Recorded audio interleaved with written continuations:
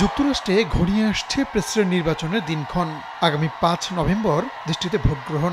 ভোটারদের মন জয় করতে ব্যাপক আকারে শুরু হয়েছে প্রচারণা। প্রতিদিনই কোনো না কোনো অঙ্গরাজ্যে চষে বেড়াচ্ছেন রিপাবলিকান প্রার্থী ডোনাল্ড ট্রাম্প ও ডেমোক্র্যাট কামালা হ্যারিস। সমাবেশগুলোতে একে অপরের বিরুদ্ধে নানা অভিযোগ তুলছেন তারা। সোমবার ডেমোক্র্যাট ভাইস প্রেসিডেন্ট কামালা হ্যারিসের বিরুদ্ধে নতুন অভিযোগ করেছেন সাবেক মার্কিন প্রেসিডেন্ট ডোনাল্ড ট্রাম্প। তার দাবি, এআই প্রযুক্তি ব্যবহার করে সমাবেশে জনসমাগম দেখান কামালা হ্যারিস। সামাজিক মাধ্যমে কয়েকটি পোস্টে এই দাবি করেছেন ট্রাম্প। নিউ ইয়র্ক টাইমস ইস্যুটি নিয়ে ট্রাম্পের প্রচারণা শিবিরের সঙ্গে যোগাযোগ করলেও তারা কোনো উত্তর দেয়নি।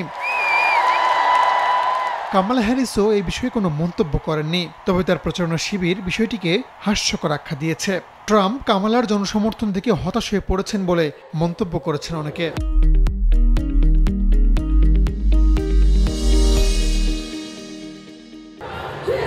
এদিকে নির্বাচন সামনে রেখে গণমাধ্যমগুলো প্রতিনিয়ত জনমত জরিপ প্রকাশ করছে।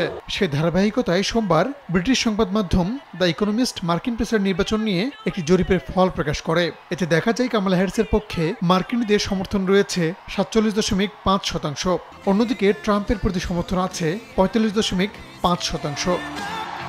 রাহানুল রানা, সময় সংবাদ।